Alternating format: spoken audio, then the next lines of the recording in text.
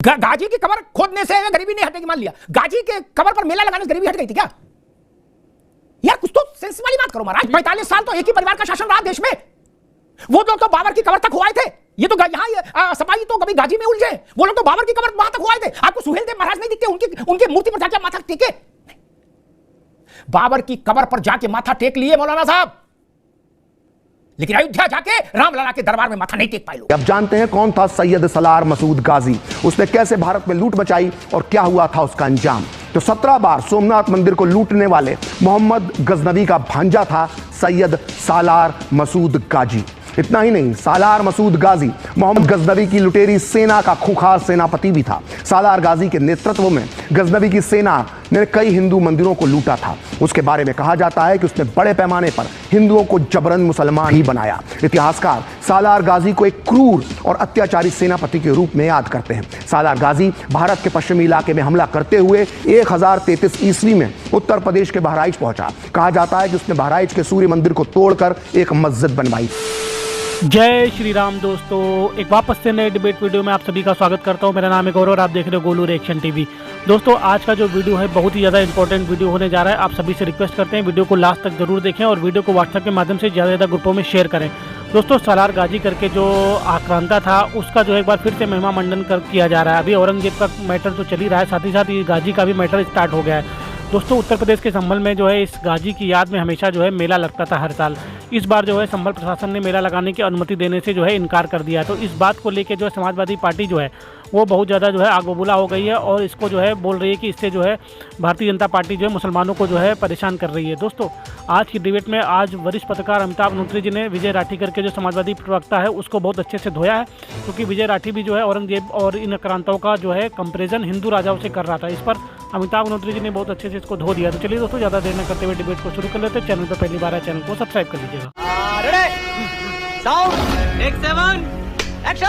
औरंगजेब के कब्र का पुतला बना के प्रतीकात्मक कोई जलाएगा विरोध दर्ज करने के लिए, तो कुछ लोग शहर जला देंगे।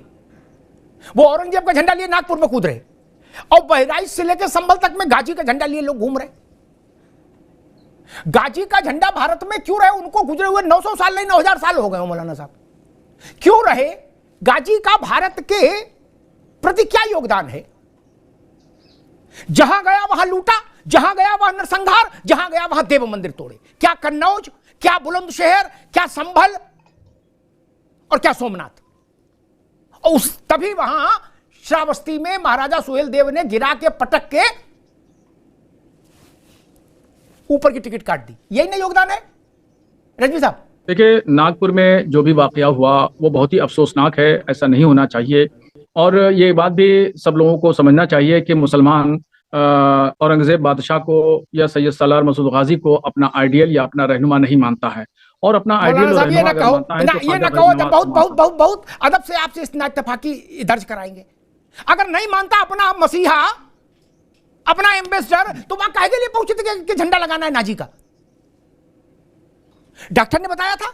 वो देखिए, जो नागपुर में जो घटना हुई वो कई दिन पहले से विश्व हिंदू परिषद के लोग, बजरंग दल के लोग इस बात का ऐलान कर रहे थे कि औरंगजेब बादशाह की कब्र को तोड़ा जाएगा और वहां हम एजिटेशन करेंगे, धरना प्रदर्शन करेंगे। बगैर परमिशन लेकर के उन लोगों ने एहतजाज किया। खैर, एहतजाज करना तो हर शख्स का अधिकार है, जमहूरी निज़ाम में वो कोई भी शख्स एहतजाज कर सकता है। अब वहां जब कब्र का एक पुतला जलाया गया तो उसमें ये भी पुतला जलाना ठीक है, चलिए अधिकार है, मगर उसमें एक अफवाह, वहीं से एक अफवाह फैली कि कुरान शरीफ के कुछ औरात या कुरान शरीफ जला दिया गया है। वो अफवाह जब फैली तो उससे फिर जो है वो दूसरा समुदाय इकट्ठा हो गया और ये हालात पैदा हो। संभल वालों का जोश क्यों बुलबुले, मतलब जोश क्यों उबाल मार रहा है?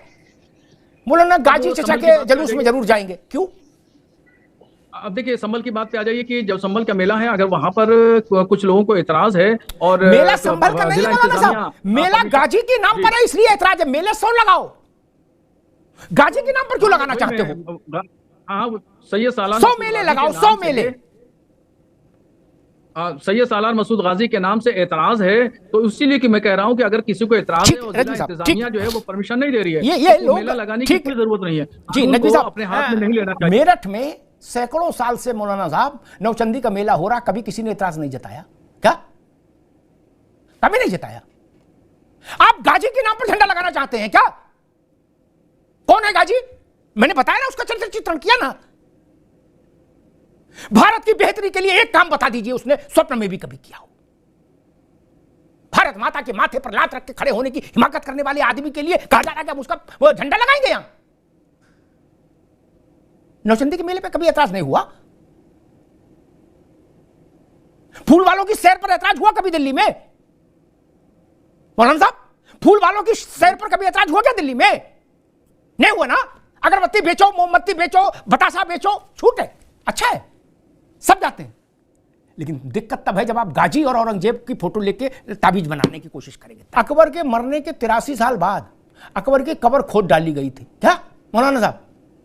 और जो कुछ हड्डी फड्डी बची थी थोड़ी बहुत, उनको निकाल के उन पर तेल डाल के माचिस लगा के क्या उनका अग्नि संस्कार कर दिया गया। अब जो कब्र है अकबर की, उसमें कुछ नहीं रखा। इस देश के एक जाट राजा ने ये करके दिखाया था। इस जाट राजा ने, कोई पहली बार थोड़ी ने कहा जा रहा है कि औरंगजेब की कब्र हटा देंगे। अकबर की कब्र हटा दी लोगों ने। अकबर औरंगजेब से तो थोड़ा 19 मतलब ठीक ही थे मौलाना साहब तब। और जब हटाया था तो ये भी बता दे ओपी सिंह को राहत हो जाएगी। तब भारतीय जनता पार्टी, विश्व हिंदू परिषद, बजरंग दल, राष्ट्रीय स्वयंसेवक संघ का जन्म नहीं हुआ था क्या? जब अकबर की कब्र खोदी गई थी। और समाजवादी पार्टी भी नहीं आई थी तब, और मुस्लिम पर्सनल लॉ बोर्ड भी नहीं बना था। तब इस देश में अकबर की कब्र खोद दी गई थी। इस देश में महाराजा सुहेलदेव के नाम पर मेला लगे, रेला लगे, स्मारक बने, हमारे गर्व का विषय है। कहां गए वो पीडीए वाले लोग जो कह रहे थे कि भारत में हजारों साल तक पिछड़ों का शोषण हुआ? वो कहां है? उनको बताओ सुहेलदेव, महाराजा सुहेलदेव कौन थे? वो छत्री नहीं थे, ब्राह्मण नहीं थे, बनिया नहीं थे, कायस्थ नहीं थे। वो खांटी पीडीए वाले थे जिन्होंने सालार गाजी का टेटुआ पकड़कर कर दिया था। भारत में मैं तो हैरान हूं, जो हजारों साल से दुष्प्रचार रहा कि ब्राह्मण सवर्णों ने पिछड़ों का शोषण किया। तो एक मैं कई बार बता चुका हूं, आज सुहेलदेव जी का प्रश्न है इसलिए फिर बता दूं कि चंद्रगुप्त से लेकर विक्रमादित्य तक और महाराज सुहेलदेव तक सब पीडीए के ही शासक हुए भारत में। ये आप लोगों को जानकारी क्यों नहीं है? और है तो आप लोग इसको सामने नहीं रखते। लेकिन अब कहा जा रहा है कि मेला क्यों नहीं लगेगा? अगर कुंभ हो सकता है तो मेला भी लगेगा। कुंभ से तुलना हो रही है किसकी?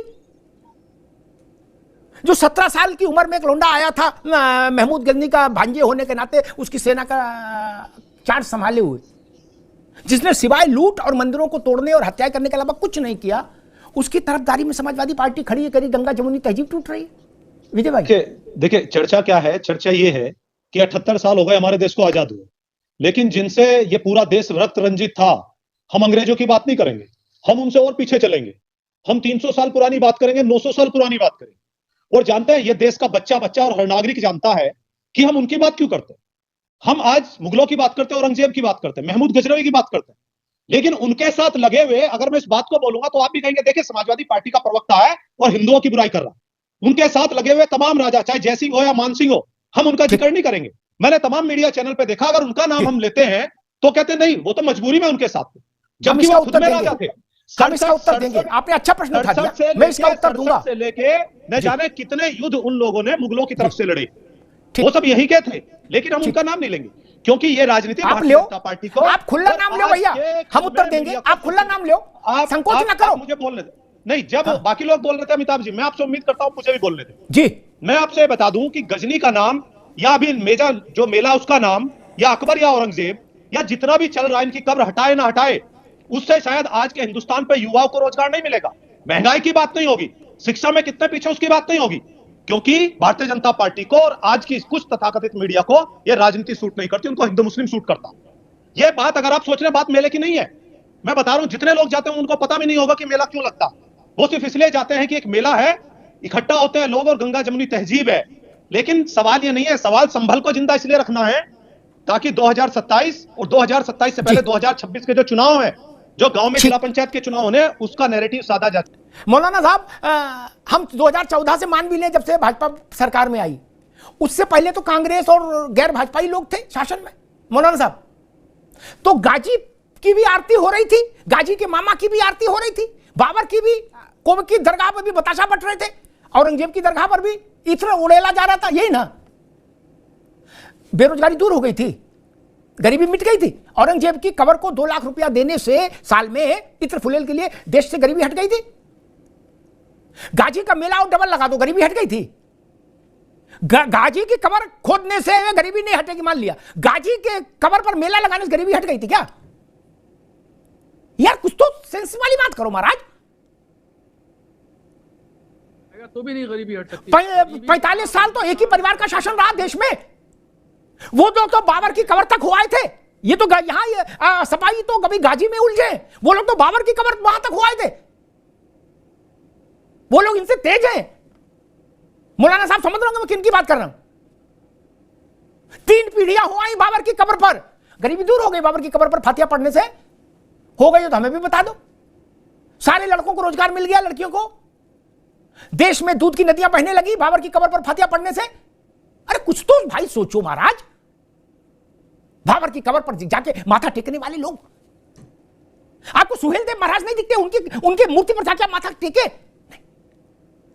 बाबर की कब्र पर जाके माथा टेक लिए मौलाना साहब, लेकिन अयोध्या जाके रामलला के दरबार में माथा नहीं टेक पाए लोग। औरंगजेब की कब्र पर फूल चढ़ाने चले गए। बहराइच में दरगाह पर जाते हैं लोग। और एक आखिरी बात कहता हूं, आखिर इस गाजी में कुछ तो कलाकारी थी मौलाना साहब, याद जरा चिंतन करिएगा।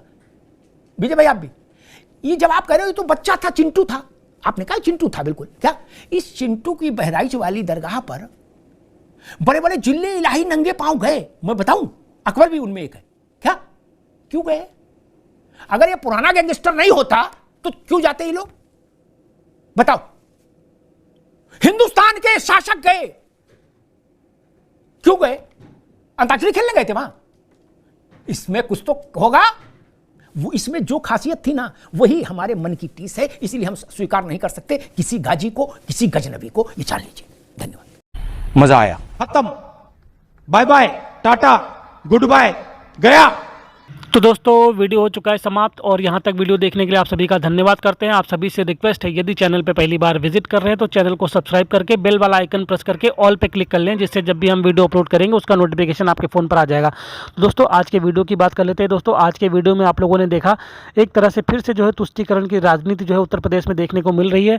जो गाजी करके जो अभी आप लोगों को बताया गया डिबेट में, जो ये गाजी करके जो आक्रांता था, इसका जो एक बार फिर से जो है महिमा मंडन हो रहा है, और इसके समर्थन में जो है समाजवादी पार्टी जो है मैदान में उतर के आ गई है। दोस्तों आज की डिबेट में आप लोगों ने देखा होगा कि अमिताभ अनुत्री जी ने बताया कि किस तरह से महाराजा जो सुहेल देव थे, उन्होंने किस तरह से इस गाजी का जो है बैंड बजाया था, और इसको जो है इसका जो है गला दबा के जो इसको जो है 72 हुरों के पास पहुंचाया था। दोस्तों आज के विषय पे आपकी क्या प्रतिक्रिया है, कमेंट के माध्यम से बताना बिल्कुल मत भूलिएगा। इसी तरह के वीडियो आगे भी आपको हमारे चैनल पर देखने को मिलते रहेंगे। तो इस वीडियो को यहीं पर समाप्त करते हैं दोस्तों, मिलते हैं आपको किसी और वीडियो में, तब तक के लिए जय श्री राम।